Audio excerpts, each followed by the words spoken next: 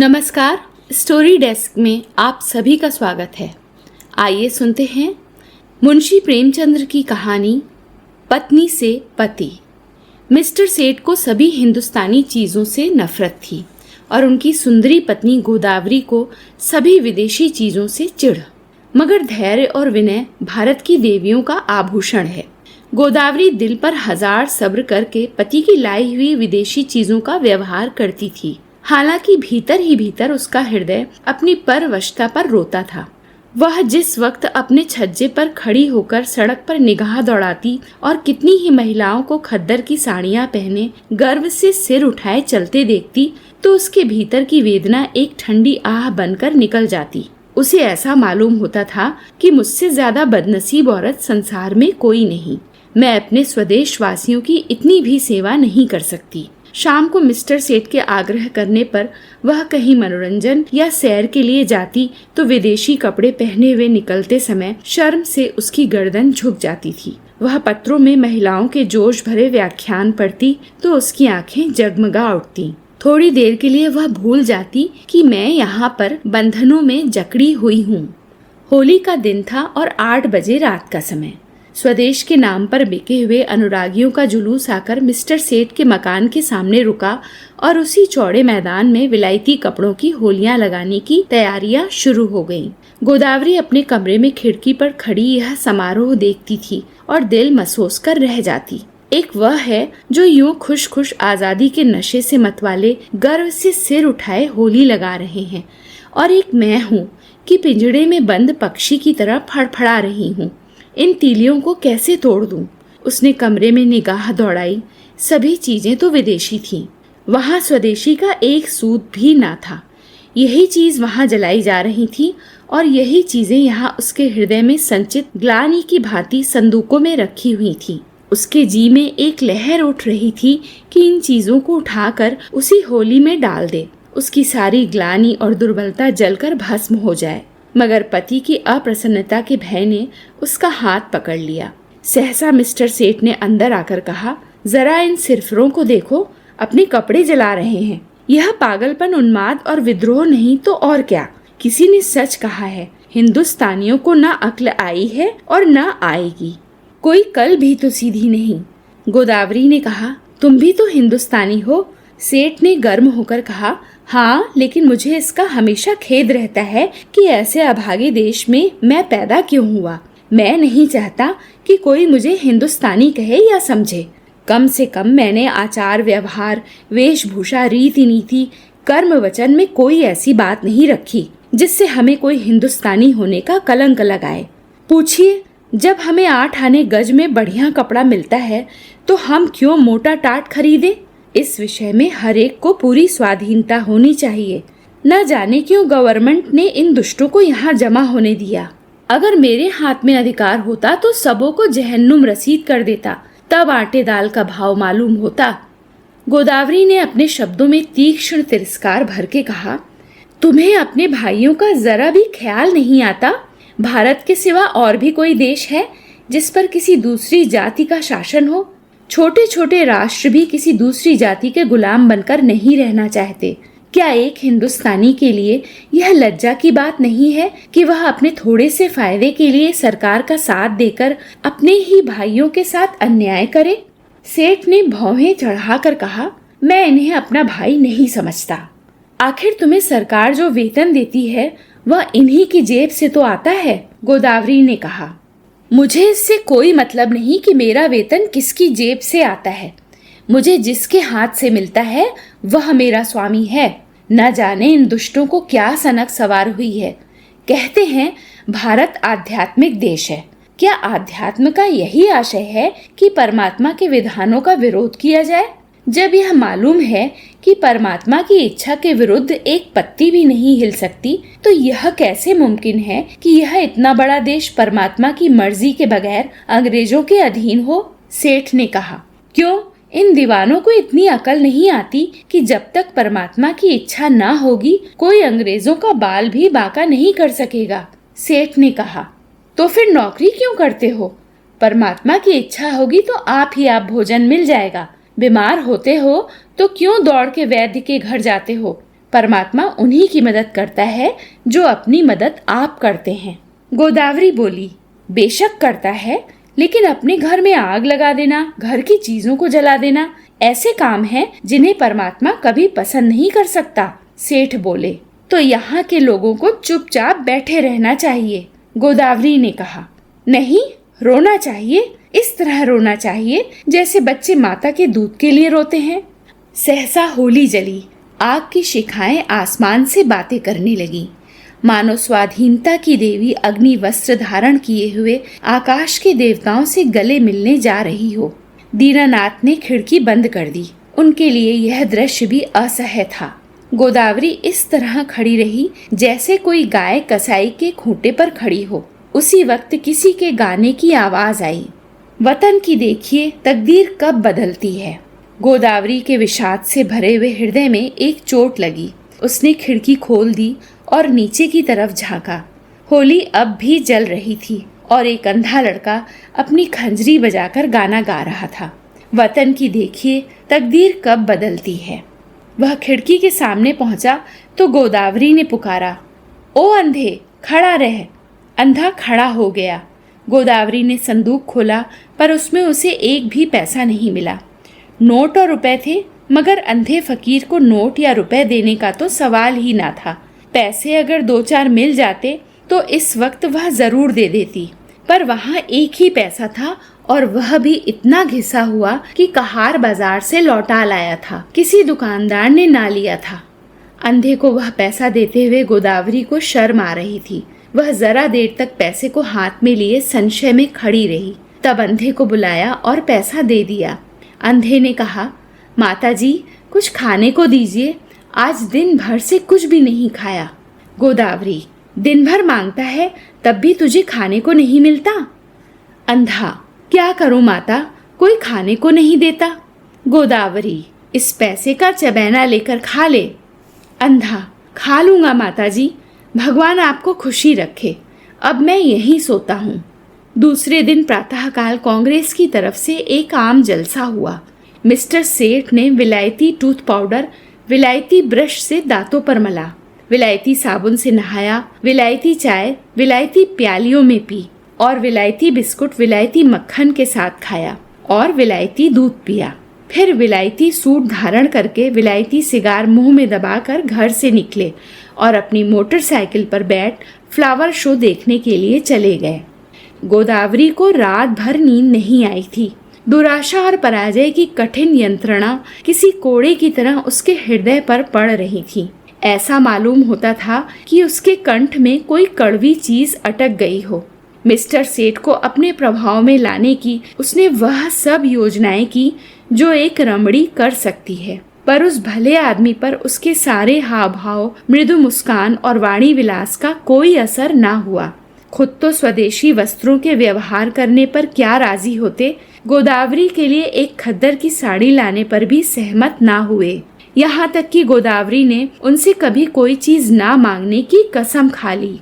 क्रोध और ग्लानि ने उसकी सद्भावना को इस तरह विकृत कर दिया जैसे कोई मैली वस्तु निर्मल जल को दूषित कर देती है। उसने सोचा, जब यह मेरी इतनी सी बात नहीं मान सकते, तब फिर मैं क्यों इनके इशारों पर चलूं, क्यों इनकी इच्छाओं की लौंडी बनकर रहूं। मैंने इनके हाथ कुछ अपनी आत्मा नहीं बेची है। अगर आज ये चोरी या गबन करे तो क्या मैं सजा पाऊंगी? उसकी सजा ये खुद झेलेंगे। उसका अपराध इनके ऊपर होगा। इन्हें अपने कर्म और वचन का अख्तियार है, मुझे अपने कर्म और वचन का अख्तियार है। यह अपनी सरकार की गुलामी करें, अंग्रेजों की चौखट पर नाक रगड़ें, मुझे क्या गरज है कि उसमें उनका सहयोग करूं? जिसमें आत्माभिमान नहीं, जिसने अपने को स्वार्थ के हाथों बेच दिया, उसके प्रति अगर मेरे मन में भक्ति ना हो तो मेरा दोष नहीं है। यह नौकर है या गुलाम?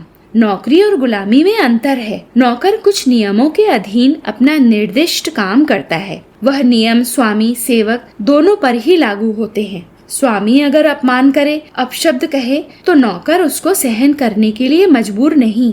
गुलाम के लिए कोई शर्त नहीं। उसकी दैहिक गुलामी पीछे होती है और मानसिक गुलामी पहले ही हो जाती है।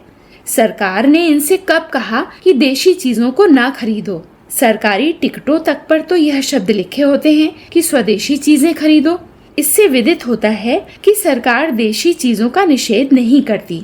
फिर भी ये महाशय सुरखरू बनने की फिक्र में सरकार से भी 2 अंगुल आगे बढ़ना चाहते हैं। मिस्टर सेठ ने कुछ झेपते हुए कहा, कल फ्लावर शो देखने चलोगी?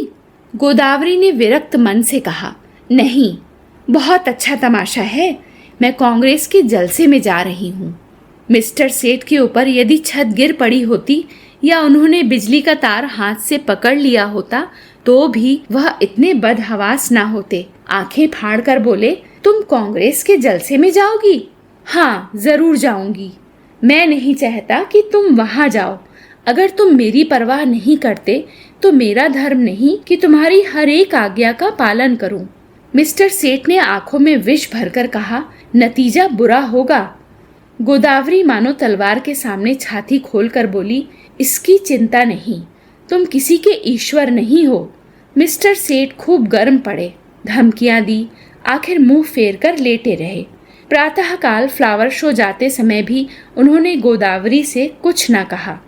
गोदावरी जिस समय कांग्रेस के जलसे में पहुंची तो कई हजार मर्दों और औरतों का जमाव था। मंत्री ने चंदे की अपील की थी और कुछ लोग चंदा दे रहे थे। गोदावरी उस जगह खड़ी हो गई जहां और स्त्रियां जमा थीं और देखने लगी कि लोग क्या देते हैं। अधिकांश लोग 2-2, 4-4 आना ही दे रहे थे। वहां ऐसा धनवान था ही कौन। उसने अपनी जेब टटोली तो 1 रुपया निकला। उसने समझा कि यह काफी है। इसी इंतजार में थी कि झोली सामने आवे तो मैं उसमें डाल दूं। सहसा वही अंधा लड़का जिसे कि उसने पैसा दिया था न जाने किधर से आ गया और ज्यों ही चंदे की झोली उसके सामने पहुंची उसने उसमें कुछ डाल दिया। सबकी आंखें उसकी तरफ उठ गईं। सबको कौतूहल हो रहा था कि अंधे ने क्या दिया, कहीं 1-8 पैसा मिल गया होगा। दिन भर गला फाड़ता है, तब भी तो उस बेचारे को रोटी नहीं मिलती। अगर यही गाना पिशवाज और साज के साथ किसी महफिल में होता तो रुपए बरसते, लेकिन सड़क पर गाने वाले अंधे की कौन परवाह करता है। झोली में पैसा डालकर अंधा वहां से चल दिया और कुछ दूर जाकर गाने लगा, वतन की देखिए तकदीर कब बदलती है। सभापति ने कहा, मित्रों देखिए, यह वह पैसा है जो एक गरीब अंधा लड़का इस झोली में डाल गया है। मेरी आंखों में इस 1 पैसे की कीमत किसी अमीर के 1000 रुपए से कम नहीं। शायद यही इस गरीब की सारी बिसात होगी। जब ऐसे गरीबों की सहानुभूति हमारे हाथ है तो मुझे सत्य की विजय में कोई संदेह नहीं मालूम होता। हमारे यहाँ क्यों इतने फकीर दिखाई देते हैं? या तो इसलिए कि समाज में इन्हें कोई काम नहीं मिलता, या दरिद्रता से पैदा हुई बीमारियों के कारण यह अब इस योग्य ही नहीं रहे कि कुछ काम करें, या भिक्षावृत्ति ने इनमें कोई सामर्थ्य ही नहीं छोड़ी। स्वराज्य के सिवा इन गरीबों का अब उद्धार कौन कर सकता है? देखिए देखिए, वह गा रहा है, वतन की देखिए तकदीर कब बदलती है। इस पीड़ित हृदय में कितना उत्सर्ग है। क्या अब भी कोई संदेह कर सकता है कि यह किसकी आवाज है? आप में से कौन इस रत्न को खरीद सकता है, पैसा ऊपर उठाकर? गोदावरी के मन में जिज्ञासा हुई, क्या यह वही तो पैसा नहीं जो रात मैंने उसे दिया था? क्या उसने सचमुच रात को कुछ नहीं खाया? उसने जाकर समीप से पैसे को देखा जो मेज पर रख दिया गया था। उसका हृदय धक से हो गया। यह वही घिसा हुआ पैसा था। उस अंधे की दशा, उसके त्याग का स्मरण करके गोदावरी अनुरक्त हो उठी। कांपते हुए स्वर में बोली, मुझे आप यह पैसा दे दीजिए, मैं 5 रुपए दूंगी। सभापति ने कहा, एक बहन इस पैसे के दाम 5 रुपए दे रही है। दूसरी आवाज आई, 10 रुपए। फिर तीसरी आवाज आई, 20 रुपए। गोदावरी ने इस अंतिम व्यक्ति की ओर देखा। उसके मुख पर आत्म अभिमान झलक रहा था, मानो कह रहा हो कि यहाँ कौन है जो मेरी बराबरी कर सके। गोदावरी के मन में स्पर्धा का भाव जाग उठा। चाहे कुछ हो जाए, उसके हाथ में यह पैसा ना जाए। समझता है इसने 20 रुपए क्या कह दिए, सारे संसार को मोल ले लिया। गोदावरी ने कहा, 40 रुपए। उस पुरुष ने तुरंत कहा, 50 रुपए। हजारों आंखें गोदावरी की ओर उठ गईं, मानो कह रही हों, अब आप ही हमारी लाज रखिए। गोदावरी ने उस आदमी की ओर देखकर धमकी भरे हुए स्वर में कहा, 100 रुपए। धनी आदमी ने भी तुरंत कहा, 120 रुपए। लोगों के चेहरे पर हवाइयां उड़ने लगी। समझ गए इसी के हाथ विजय रही। निराश आंखों से गोदावरी की ओर ताकने लगे, मगर ज्यों ही गोदावरी के मुंह से निकला 150 की चारों तरफ तालियां पड़ने लगी, मानो किसी दंगल के दर्शक अपने पहलवान की विजय पर मतवाले हो गए हों। उस आदमी ने फिर कहा, 225 रुपए। गोदावरी बोली, 200 रुपए। फिर चारों तरफ से तालियां पड़ी। प्रतिद्वंदी ने अब मैदान से हट जाने में ही अपनी कुशल समझी। गोदावरी विजय के गर्व पर नम्रता का पर्दा डाले हुए खड़ी थी और हजारों शुभकामनाएं उस पर फूलों की तरह बरस रही थीं। जब लोगों को मालूम हुआ कि यह देवी मिस्टर सेठ की बीवी हैं, तो उन्हें ईर्ष्या में आनंद के साथ उस पर दया भी आई। मिस्टर सेठ अभी फ्लावर शो में ही थे कि एक पुलिस के अफसर ने उन्हें यह घातक संवाद सुनाया। मिस्टर सेठ सकते में पड़ गए, मानो सारी देह शून्य पड़ गई हो। फिर दोनों मुट्ठियां बांध ली, दांत पीसे, होंठ चबाए और उसी वक्त घर चले। उनकी मोटरसाइकिल कभी इतनी तेज ना चली थी। घर में कदम रखते ही उन्होंने चिंगारियों भरी आंखों से देखते हुए कहा, क्या तुम मेरे मुख में कालिक पुतवाना चाहती हो? गोदावरी ने शांत भाव से कहा, कुछ मुंह से भी तो कहो, या गालियां ही दिए जाओगे? तुम्हारे मुंह में कालिक लगेगी तो क्या मेरे मुंह में ना लगेगी? तुम्हारे लिए जड़ खुदेगी तो मेरे लिए दूसरा कौन सा सहारा है? मिस्टर सेठ, सारे शहर में तूफान मचा हुआ है, तुमने मेरे रुपए दिए क्यों? गोदावरी ने उसी शांत भाव से कहा, इसलिए कि मैं उसे अपना ही रुपया समझती हूँ। मिस्टर सेठ दांत किटकिटा कर बोले, हरगिज नहीं, तुम्हें मेरा रुपया खर्च करने का कोई हक नहीं है। गोदावरी, बिल्कुल गलत। तुम्हारे रुपए खर्च करने का तुम्हें जितना अख्तियार है उतना ही मुझको भी है। हाँ, जब तलाक का कानून पास करा लोगे और तलाक दे दोगे तब ना रहेगा। मिस्टर सेठ ने अपना हैट इतने जोर से मेज पर फेंका कि वह लुढ़कता हुआ जमीन पर गिर पड़ा और बोले, मुझे तुम्हारी अक्ल पर अफसोस आता है। जानती हो तुम्हारी इस उदंडता का क्या नतीजा होगा? मुझसे जवाब तलब किया जाएगा। बतलाओ, क्या जवाब दूंगा? जब यह जाहिर है कि कांग्रेस सरकार से दुश्मनी कर रही है, तो कांग्रेस की मदद करना सरकार के साथ दुश्मनी करना है। तुमने तो नहीं की कांग्रेस की मदद, तुमने तो की। इसकी सजा मुझे मिलेगी या तुम्हें? अगर मैं चोरी करूं तो क्या तुम जेल जाओगे? चोरी की बात और है और यह बात और है। तो क्या कांग्रेस की मदद करना चोरी या डाके से भी बुरा है? हाँ, सरकारी नौकर के लिए चोरी या डाके से भी कहीं बुरा है। मैंने यह नहीं समझा था। अगर तुमने यह नहीं समझा था तो तुम्हारी ही बुद्धि का भ्रम था। रोज अखबारों में देखती हो, फिर भी मुझसे पूछती हो। एक कांग्रेस का आदमी प्लेटफॉर्म पर बोलने खड़ा होता है तो 20 सादे कपड़े वाले पुलिस अफसर उसकी रिपोर्ट लेने बैठते हैं। कांग्रेस के सरगनाओं के पीछे कई मुखबिर लगा दिए जाते हैं, जिनका काम यही है कि उन पर कड़ी निगाह रखें।